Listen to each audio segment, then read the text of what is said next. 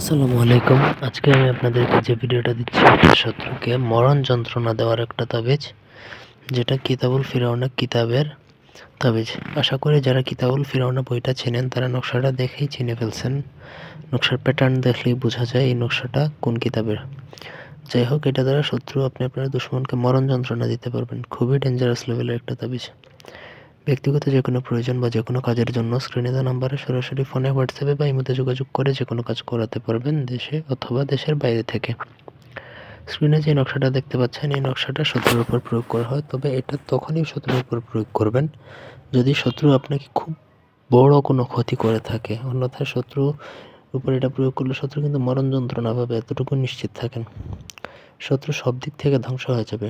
শত্রু অসুস্থ হয়ে পড়বে, খুব বড় লেভেলে বড় বড় বড় যে রোগগুলো হয় মানুষের, সেই ধরনের রোগাক্রান্ত হয়ে যাবে। শত্রুর পরিবার সহ প্রত্যেকেই এই অসুখে রোগাক্রান্ত হবে। কোন রোগ হবে তার কোনো ঠিক ঠিকানা নাই।